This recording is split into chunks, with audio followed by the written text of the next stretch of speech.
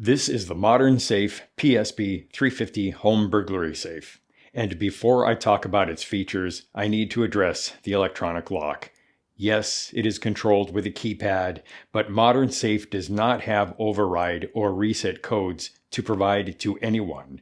If the owner gets locked out, the owner is locked out. And in case you're concerned, nobody is attacking this safe by prying at this keypad fitting.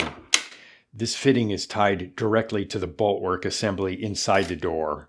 When you rotate this ring, you draw back 2 bolts at the front of the door, 1 bolt at the top of the door, and 1 bolt at the bottom of the door.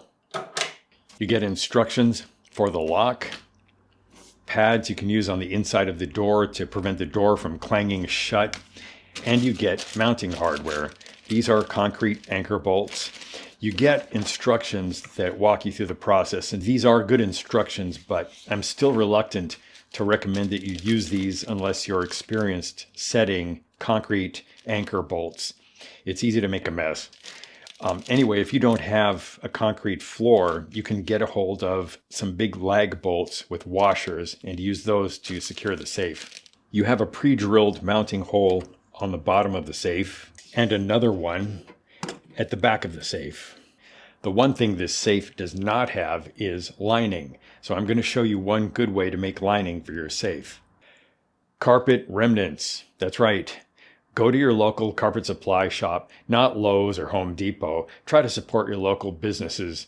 Go in and ask if they have remnants they sell for maybe $10 or so. That's what I paid for this.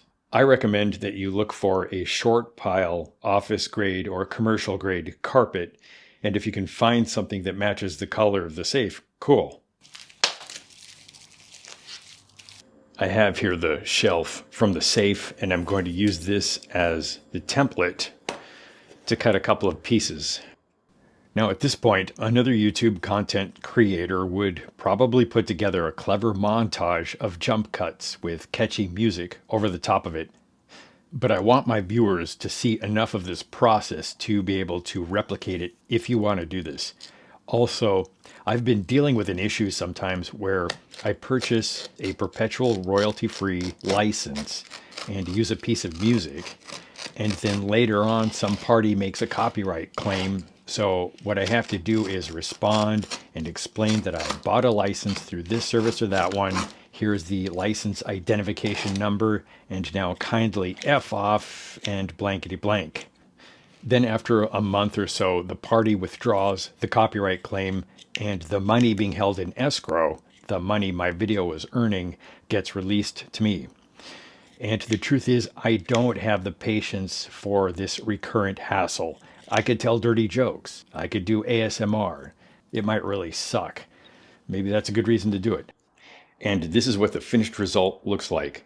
I just set these 2 pieces of carpet in here. If you want, you could glue the carpet in with carpet glue, or you could use a double-sided carpet tape.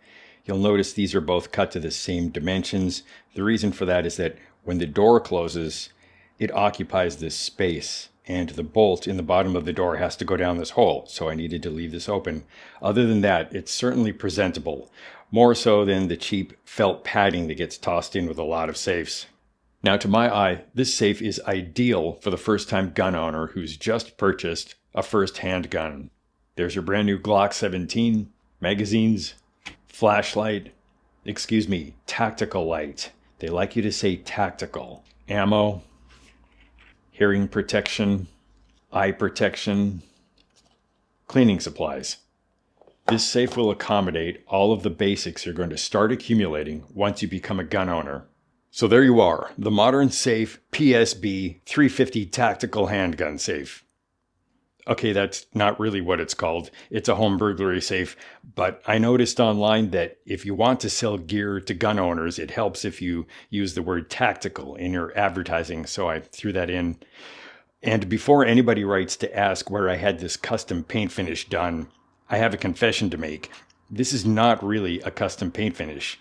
Believe it or not, this is just wrapping paper. I know, it's impossible to tell just by looking. I did a good job, but it really is only wrapping paper. Now, if you want to do this yourself, if you feel like you have the skills to do this kind of thing, you can go online, get a hold of some camo wrapping paper, and dress up your own safe.